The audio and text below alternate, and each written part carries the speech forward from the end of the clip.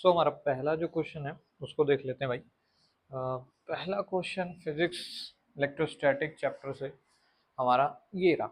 अब इसमें क्या कहा गया, an electron enters an electric field with its velocity in the direction of electric field line. तो बताओ भैया अब इनमें से ऑप्शन कौन सा करेक्ट होगा।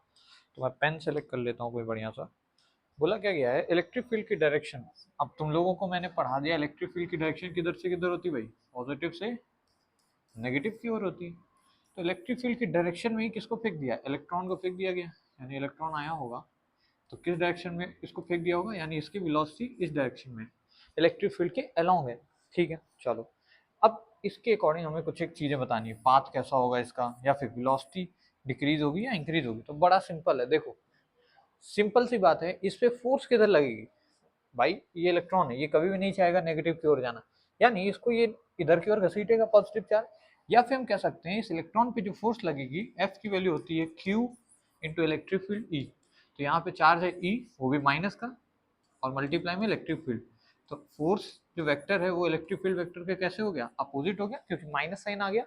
इट मीन्स इसकी फोर्स इधर लगेगी, तो इसकी वेलोसिटी क्या होगी, धीरे धीरे डिक्रीज होती जाएगी। The velocity of element electron will be decrease simultaneously. Okay, अच्छा पहला ऑप्शन इसलिए नहीं हो सकता क्योंकि भाई यहाँ मैग्नेटिक फील्ड नहीं है। जब मैग्नेटिक फील्ड होगा और इलेक्ट्रॉन परपेंडिकुलरली एंटर करेगा तब मैं आपको पढ़ाऊंगा F equals to Q V vector cross B vector.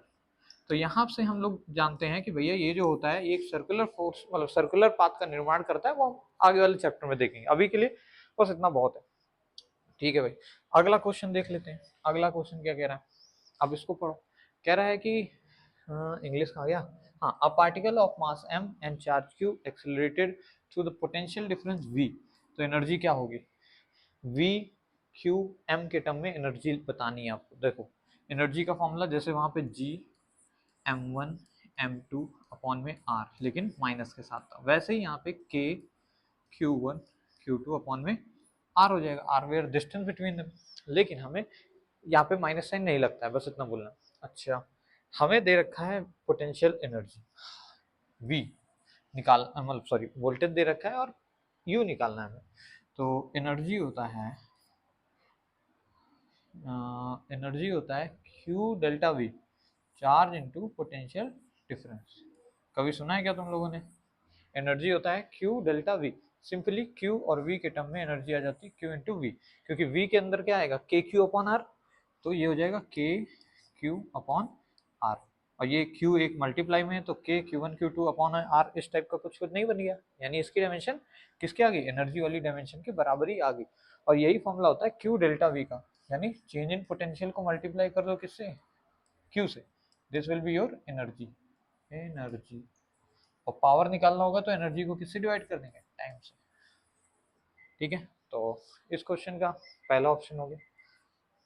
Accelerated है, एक्सेलरेशन के साथ क्या हो जाएगा भाई, इलेक्ट्रिक फील्ड उसकी होगी, साथ साथ मैग्नेटिक फील्ड भी होगी। ठीक है ना, एक्सेलरेटेड मोशन में चार्ज के पास इलेक्ट्रिक फील्ड और मैग्नेटिक फील्ड दोनों ही होते हैं। अगला क्वेश्चन क्या कह रहा है, अगला क्वेश्चन है the spatial distribution of electric field due to charges A and B is shown, which of the following statement is wrong. अच्छा कौन सा गलत है, देखो ज्यादा फील्ड जिधर से निकलेंगी वो ज्यादा क्या होगा, चार्ज वाला होगा। और वहां पे जब ज्यादा फील्ड निकलेंगी तो फिर क्या होगा, पास पास हो जाएंगी दो लाइनें।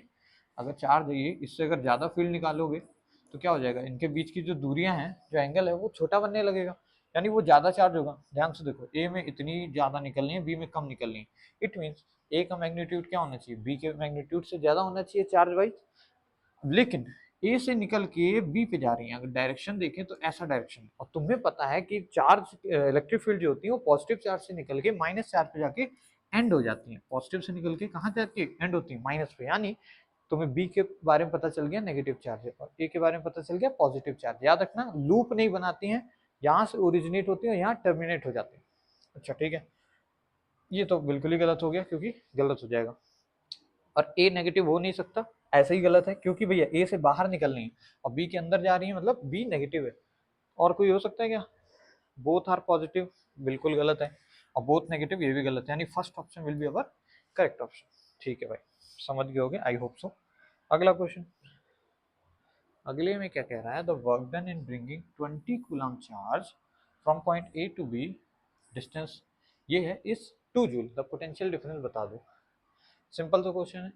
वर्क डन यानी एनर्जी तो दे रखा है, अभी मैंने तुम्हें बताया यू इक्वल्स टू क्या था, क्यू डेल्टा वी। अच्छा भाई, हमें क्या निकालना है, पोटेंशियल डिफरेंस यानी डेल्टा वी। चार्ज पता है क्या, हाँ भाई 20 कूलम, और एनर्जी भी पता है 2 जूल। 2 अपॉन में 20 कूलम नीचे आ जाएगा, सही है ना, 20 कूलम। कूलम को कूलम में ही रखेंगे क्योंकि चार्ज की यूनिट क्या होती है, कूलम होती है। तो 1/10 यानी 0.1 will be the right answer. सही है ना सब कुछ। यानी देखो यहाँ पे डिस्टेंस तुमको बहकाने के लिए दे रखा है। हमेशा फॉर्मूला याद रखो, एनर्जी का क्या होता है भैया, इस केस में एनर्जी जो होती है वो k q1 q2 upon r होती है, या फिर उसी का सिंपल अलग फॉर्मूला है डेल्टा वी के टर्म में, q डेल्टा वी। जैसे मैंने एक फोर्स का फॉर्मूला बताया, q इंटू इलेक्ट्रिक फील्ड, ये कौन होता है, फोर्स, ये कौन होती है भैया, एनर्जी होती है। ठीक है, इसी से देखो क्वेश्चन हो रहे हैं। अच्छा अगला क्वेश्चन क्या है, लास्ट क्वेश्चन है हमारा आज का। कहाँ देखो, हाँ, इफ इतनी electron energy, electron volt energy, यानी ये अगर इसको जूल में कन्वर्ट करना होगा तो 1 इलेक्ट्रॉन के चार्ज से मल्टीप्लाई कर देंगे। अच्छा, is required to move a इतने coulomb between 2 points, then what will the potential difference. Simple same question है क्या वहाँ पे, यही देखो भाई, तुम्हें क्या करना है, डेल्टा वी निकालना है, जो कि होता है क्या, एनर्जी अपॉन चार्ज। अरे U equals to Q delta V था, तो बस सिंपली डिवाइड मार देना है। यू की वैल्यू क्या है, 4 × 10⁻20 इंटू, क्योंकि हमें जूल में रखना होगा एनर्जी की स्टैंडर्ड यूनिट। अच्छा तो 1.6 इंटू 10⁻−19, यही करते हैं ना। अच्छा डिवाइड बाई क्यू, चार्ज कितना है 0.25। अच्छा पॉइंट हटाओगे तो 10 के बाद नीचे आएगा, ऊपर चला जाएगा कितना, 10 की पावर, अरे यार ये 10⁻−2 लिख देता हूँ मैं।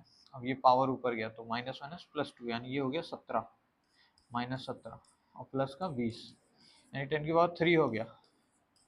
और मल्टीप्लाई में कौन है, 4 है, ये 1.6 भी है, अपॉन में 25 भी है। अब देख लो इनमें से कौन सा ऑप्शन तुम्हें ठीक लगता है। अब यार रुको सॉल्व ही कर देता हूँ मैं। पॉइंट हटाया हमने, नीचे आ जाएगा एक जीरो, या फिर बोले ठीक है चलो 16 चौको 16 1 16, 16 2 30, 16 4 64 अपॉन में 25 और गुणे में 100, क्योंकि ये एक जीरो से जीरो मार दिया। अच्छा ये आएगा कितना अप्रोक्सीमेटली, देख लेते हैं इसमें से, 25 एक कम 25, 25 दूनी 50, यानी 250 के लमसम आएगा क्या, क्योंकि 2 से शुरू होने वाला तो एक ही। देख लेते हैं, 25 दूनी 2.50, फिर हो गया कितना, इधर बचा 14, फिर जीरो आएगा तो 25 पंचे जाएगा, 140 है ना, 25 पंचे, ठीक है, 2.566 समथिंग करके आएगा, यानी 256 volt will be our right answer. तो ठीक है, देखा, इसी तरीके से जितने भी क्वेश्चंस हैं आप लोग क्वेश्चन भेजते रहिए, सॉल्व करके आपको आंसर्स मिलते रहेंगे। Thank you.